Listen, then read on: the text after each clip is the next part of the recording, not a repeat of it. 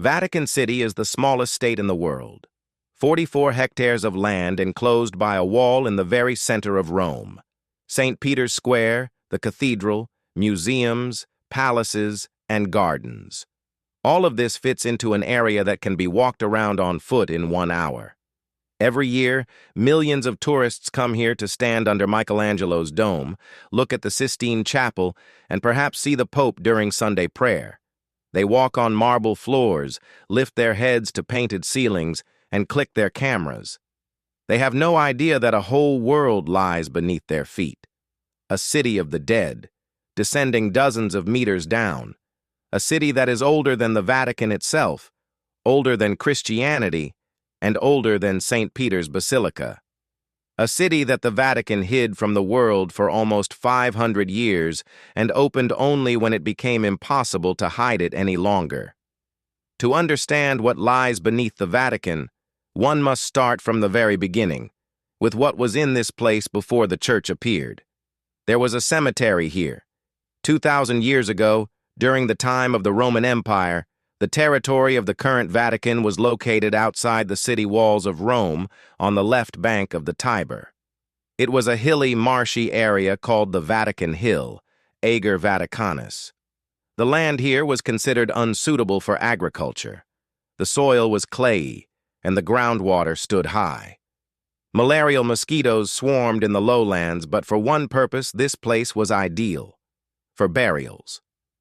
According to Roman law, burying the dead inside the city walls was forbidden, and cemeteries were located along the roads leading out of the city.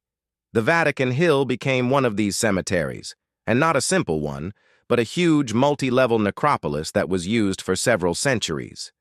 Roman burials were not modest pits with a cross. Wealthy families built real houses for their dead, mausoleums with rooms, painted walls, mosaic floors, and carved sarcophagi. These mausoleums stood along the roads like houses along a street, forming entire quarters of the dead. Each mausoleum had a door through which relatives entered to honor the memory of the deceased, leaving flowers, food, and wine. Romans believed that the dead go hungry if they are not fed. Some mausoleums had upper floors and basements, windows and courtyards. It was not just a churchyard. It was an underground city inhabited by the dead, but maintained by the living.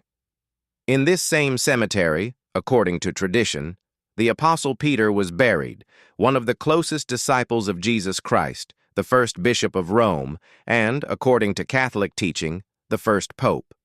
According to tradition, Peter was executed in Rome under Emperor Nero, around the year 64 to 67 of our era. He was crucified upside down at his own request because he considered himself unworthy to die in the same way as Christ. The body was taken down from the cross and buried in the nearest cemetery, the very one on the Vatican Hill. Over time, a small chapel was built over the grave, then a church, then a basilica. Emperor Constantine, who legalized Christianity in the 4th century, ordered the construction of a grand temple on this site, the first St. Peter's Basilica. In the 15th century, the old cathedral was demolished, and the current one, the one with Michelangelo's dome, was erected in its place. And here is what happened. When Constantine was building his temple, he needed a level area, but the cemetery with its mausoleums, crypts, stairs, and courtyards was anything but a level area. The solution was radical. Constantine ordered the top of the Vatican Hill to be cut off and the pits and irregularities to be filled in. The mausoleums were not destroyed. They were simply filled with earth and rubble up to their roofs, turning the underground city into a foundation. Literally, the walls of the dead became the walls of the living. Near the cemetery, by the way, there was another structure that played a key role in history: Nero's circus. Not a circus in the modern sense, but a hippodrome, a long arena for chariot racing. It was here, according to tradition, that Nero organized mass executions of Christians after the Great Fire of the year 64. Christians were accused of setting fire to the city, and Nero turned their execution into a spectacle. Some were crucified, others were wrapped in skins and hunted by dogs, and still others were smeared with resin and set on fire, used as living torches to illuminate night races. The Apostle Peter, according to tradition, was crucified in this circus and buried in the cemetery nearby, which over time became a necropolis. When Constantine built his basilica, he deliberately placed the altar exactly over the alleged burial site of Peter, and, for the sake of this, went to insane engineering costs, cutting the hill and filling the cemetery instead of simply building the temple on a level spot nearby. The placement of the altar over the grave was more important to him than the convenience of construction. This suggests that as early as the 4th century, Peter's burial place was determined quite accurately and was revered so much that the relief was reshaped for its sake. St. Peter's Temple was built on the backs of the dead, and this is not a metaphor. Under the floor of the basilica, under the altar, and under the square lay an entire necropolis, filled in, sealed, and forgotten for 1,500 years. The existence of the underground cemetery was always known. After all, the whole point of St. Peter's Cathedral was that it stands over the apostle's grave. But the scale of what was hidden beneath it became clear only in the 20th century, and the discovery happened, as often occurs, by chance. In 1939, Pope Pius XI died. Before his death, he left instructions to be buried in the crypt of St. Peter's Cathedral in the underground room under the main altar where many popes rest. When workers began to prepare the burial site by digging the floor of the crypt, they stumbled upon a wall, not the foundation wall of the cathedral, but another, older one made of red brick with remains of plaster and paintings. Behind the wall was a room, behind the room a corridor, and behind the corridor more rooms. The workers had just opened the roof of one of the mausoleums of the Roman necropolis, the very one filled in by Constantine 16 centuries ago. The new pope, Pius XII, made a decision that changed history. Instead of walling up the find and forgetting about it, which would have been easier and cheaper, he ordered excavations to begin. Secret excavations. They were not reported to the press, the public, or even most Vatican officials. Pius XII understood. If the excavations found the grave of the Apostle Peter, it would be the greatest confirmation of Catholic tradition. If they did not find it, or worse, found something contradicting tradition, the consequences would be catastrophic. He was taking a risk, and he knew it. The excavations lasted 10 years, from 1940 to 1950, under conditions of absolute secrecy, complicated by the Second World War, which was taking place right outside the Vatican walls. Archaeologists worked in cramped underground corridors by lamplight in stale air, risking collapse. Every day they removed buckets of earth and rubble and opened new rooms, new frescoes, and new sarcophagi. What they found exceeded all expectations. Under St. Peter's Cathedral was an entire underground city, 22 mausoleums built along an ancient Roman road like houses on a street. The street went from east to west, and the mausoleums stood on both sides of it, tightly pressed against each other, just like houses in a real city. Each mausoleum belonged to one family, and each was unique. One was decorated with frescoes depicting grapevines and birds, symbols of the afterlife. Another had a mosaic floor with marine motifs, dolphins, tritons, and seahorses. A third had a stucco ceiling depicting Mercury, the guide of souls to the underworld. Some mausoleums were pagan, with images of Roman gods. Others were early Christian, with crosses and fish. They stood side by side, wall to wall, pagans and Christians, peacefully coexisting in death as they rarely coexisted in life. Inside the mausoleums, sarcophagi, urns with ashes, inscriptions with names and dates, dishes, jewelry, and coins were preserved. The walls were covered with paintings of amazing preservation.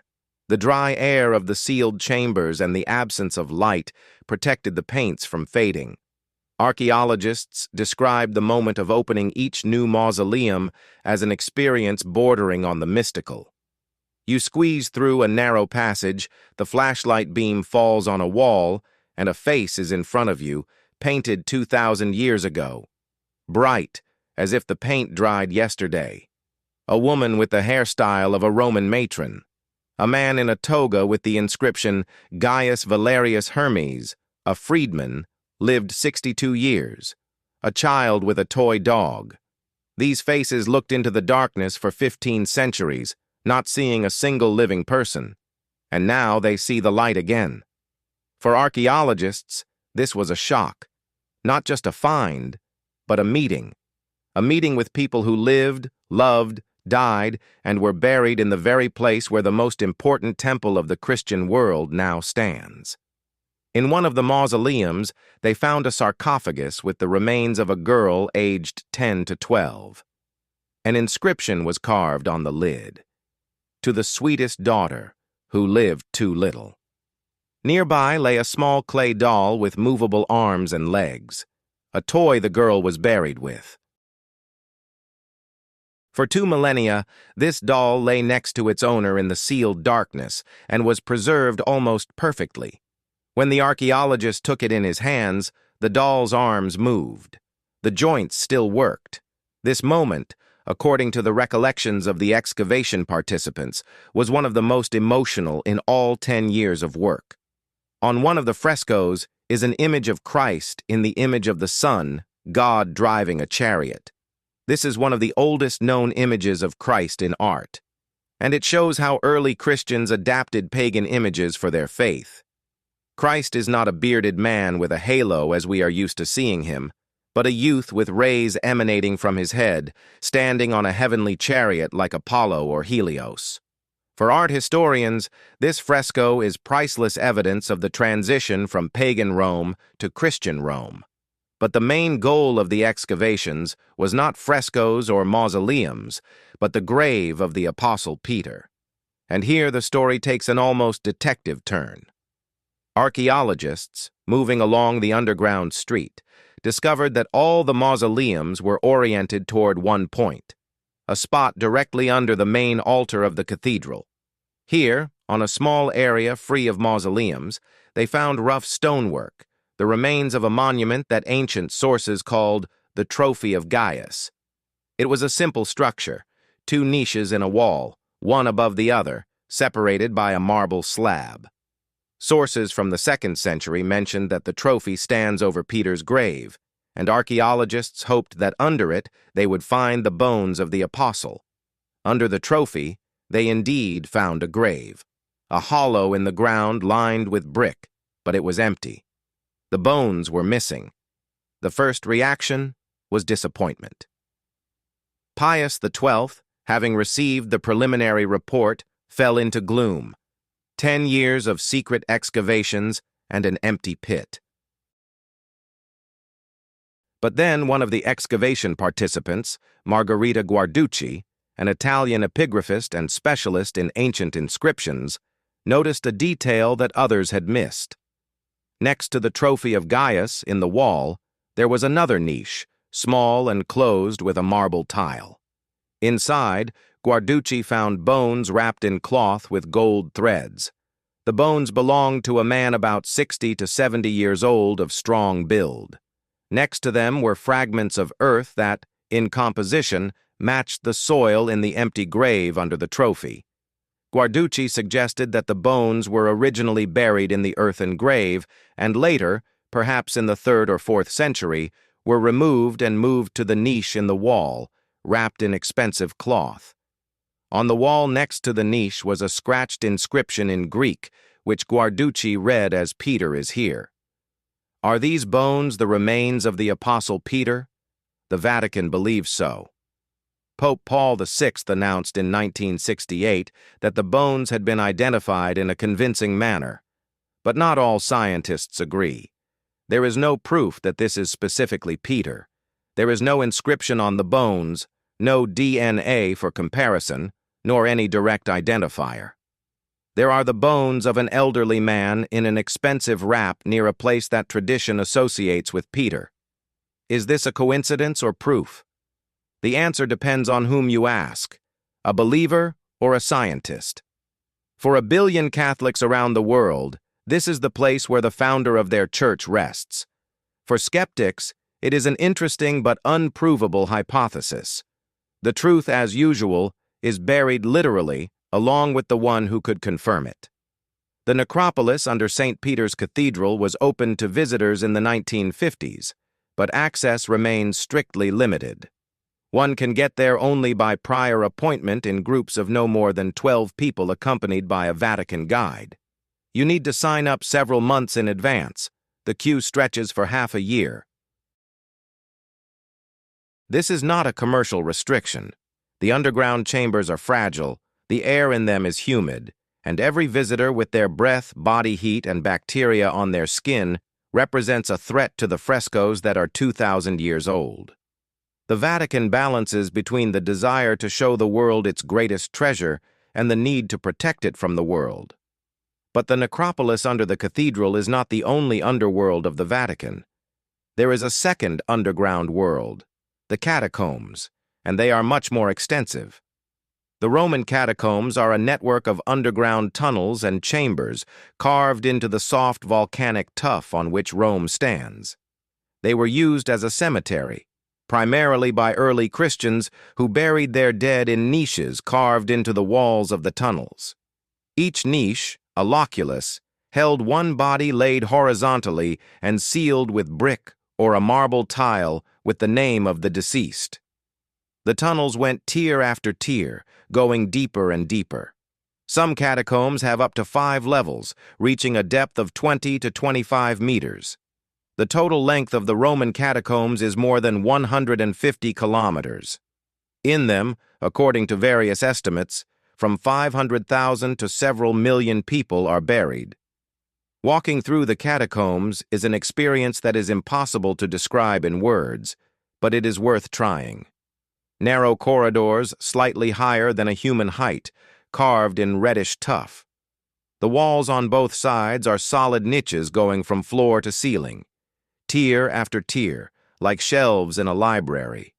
Only instead of books, the dead. Most of the niches are empty.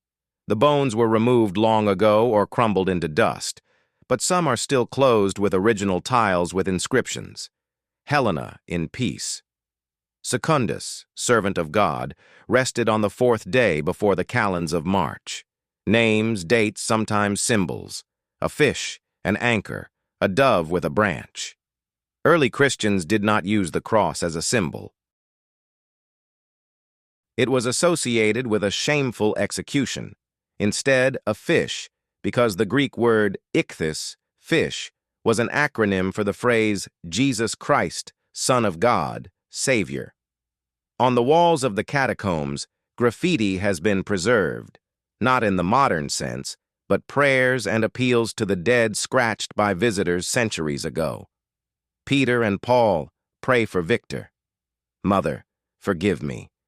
Remember, Lord, the soul of your servant Felix. These inscriptions are the voices of people who came into the underground darkness to talk to their dead. They stood in the darkness by the light of an oil lamp in front of the niche in which someone they loved lay, and scratched on the wall words that we read 1,500 years later. In these words, there is no theology, no doctrine, only grief, only love, only hope for a meeting after death. The Vatican controls several catacombs, and one of them, the Catacombs of St. Sebastian, is located right under the Appian Way, a few kilometers from St. Peter's Cathedral. But even under the Vatican itself, besides the necropolis, there are underground spaces about which little is known. The Vatican Grottos, a series of underground chapels and burial chambers located between the floor of the cathedral and the roof of the necropolis, used as a burial place for popes. Dozens of pontiffs from medieval to modern ones rest here. John Paul II was buried here in 2005, although later his remains were moved to the cathedral after beatification. The grottos are open to visitors but produce less of an impression than the necropolis. These are relatively modern rooms, equipped in the 15th and 16th centuries. There is also a third underground level that almost no one talks about: the Vatican Secret Archive. Not underground in the strict sense. The archive is located partly on the surface and partly in basement rooms, but its scale is staggering.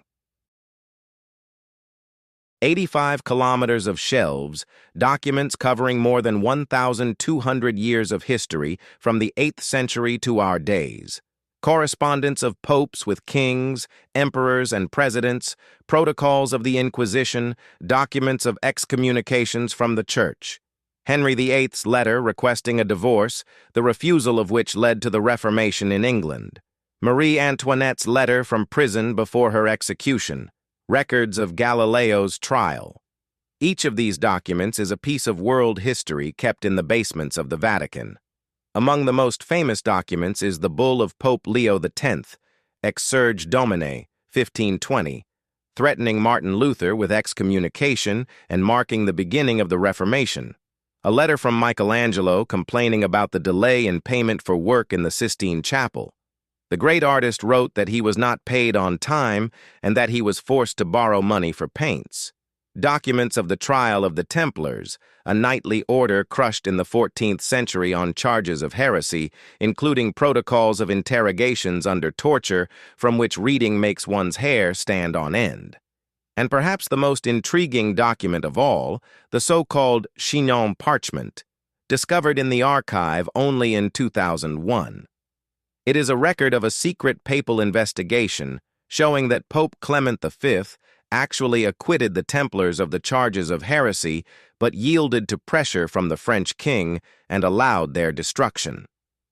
For 700 years, this document lay in the archive, and for 700 years, the history of the Order of the Templars was distorted because no one knew that the truth was kept in a Vatican basement.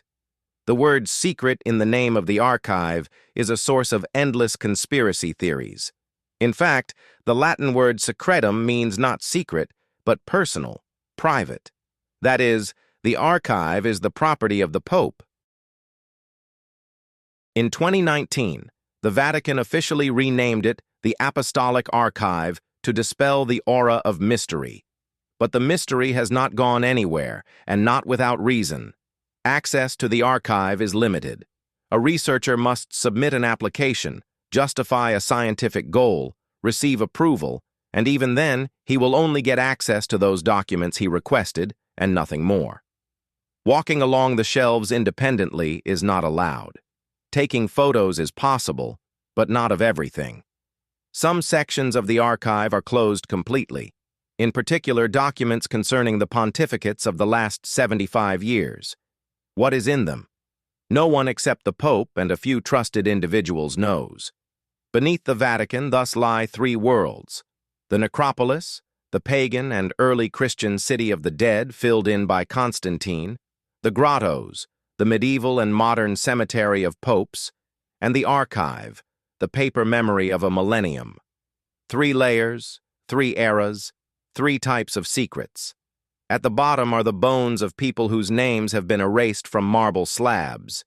In the middle are the sarcophagi of popes whose names every Catholic knows. At the top are documents whose contents only God and perhaps the Pope know. When you stand in St. Peter's Square among the crowd of tourists under the scorching Italian sun, looking at the facade of the cathedral, try to imagine what is under your feet.